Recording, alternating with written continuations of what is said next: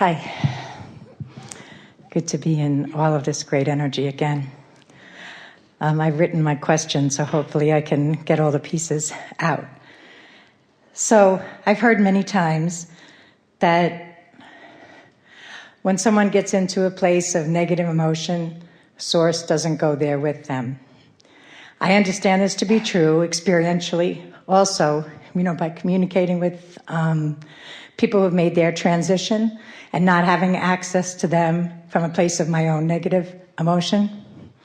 My energy gets so far. So where my question comes in is that from sort of a quantum physics perspective, I also understand the observer effect in subatomic particles. For example, the subatomic particles of a desk in an empty room reorganize or shift themselves when a human enters, that there's a consciousness in them. And I grew up believing that there's no place that God or Source was not. So these seem like I'm trying to marry these two ideas of Source not being there in the negative emotion and no place that Source is not. You've laid this out in a really wonderful way, and you're going to feel complete satisfaction in this understanding. We never say that Source is not there or not aware, but the perspective that Source holds is consistently in alignment with furthest expansion, and what is most wanted, what is truly wanted, the furthest leading edge of desire is always where Source is focusing. For a while, Esther was focused upon the word compassion. It came to her in a conversation with someone, and it sort of upended her for a little while, because she wanted to really understand what compassion is. Someone said to her that they expected her now to be more compassionate. And Esther had not really even thought about what compassionate meant, but it was offensive to her that someone saw her not there. And then she thought, well, how do I know if I'm there or not if I don't know what it is? So she had a few conversations with us about it. And we explained to her that in the spirit of seeing through the eyes of Source, that what true compassion is to be able to look at a situation. And the reason it's distorted in humans' minds is because we're talking about looking at a situation that humans would feel sadness about, or fear about, or something less than alignment about. That Source can look where you're looking when you feel that way and not feel that way, because Source always has the ability to see what is being asked for and what is real in the vibrational terms, and does not look at what is. Because if Source were like most humans, looking at what is, there would be that emptiness, there would be that void, there would not be the well-being that surrounds. So the reason that we're tying the word compassion into this conversation is because it is our promise to you that Source is never absent from any crisis or any problem or any situation or any question. It's that Source sees it differently than humans see it, because Source is solution oriented, not problem oriented. Because Source is tuned to the highest vibrational frequency and not tuned to the resistant properties that are the reason, in fact, that humans feel bad. Helpful? It is helpful. If maybe you could give me just one more Certainly. piece of clarification. So if we took an example, like let's say there was a brutal beating or a rape, and there's, let's say, the rapist and the person being raped or something like that. So from both perspectives, both perspectives meaning the perpetrator and the victim, or whatever you want to call it, So what perspective is, I know that Source is there, but what perspective does that have from both standpoints, I guess? What does Source think about it?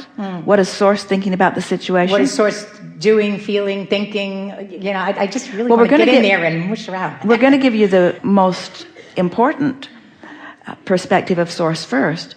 Source equally, we're going to reach for the perfect words here. The first thing that we want to say, but then we're going to qualify it right behind it, because you're going to jump to the wrong conclusion if you're like most humans.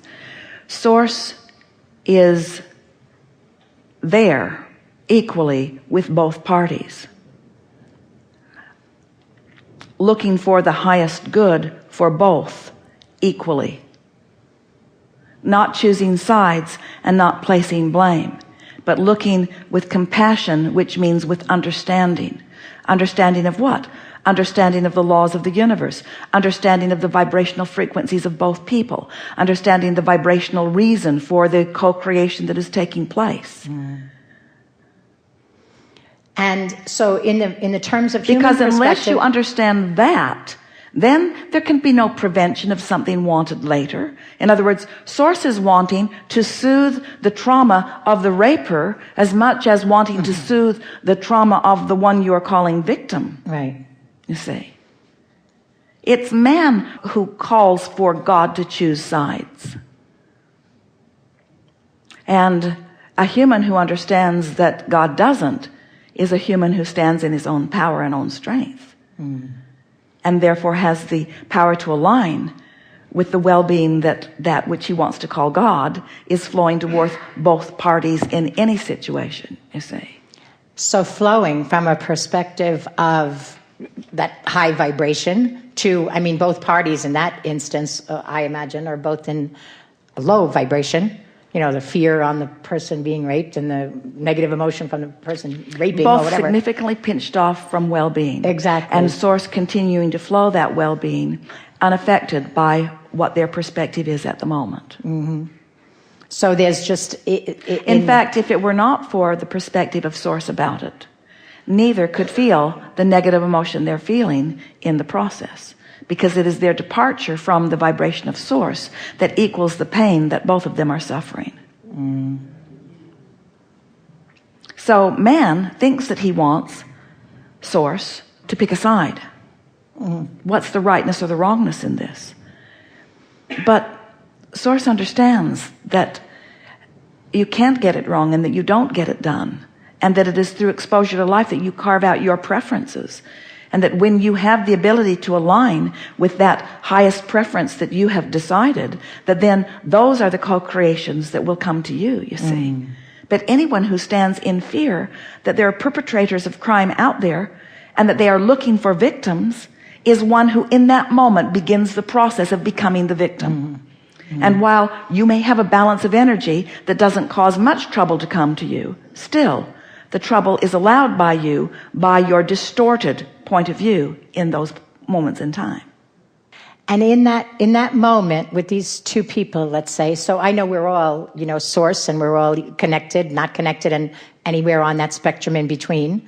And let's say they're very far off the spectrum of connected at that moment. And source is still there, present always in that high energy, but it would feel like the presence is diminished by that negative emotion.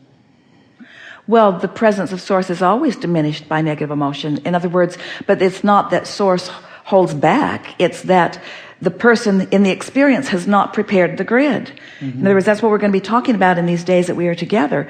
Your singular work is the preparation of your vibrational grid for the receiving of the things that you are wanting. And any time that you're living something less than that, then you have not prepared your grid.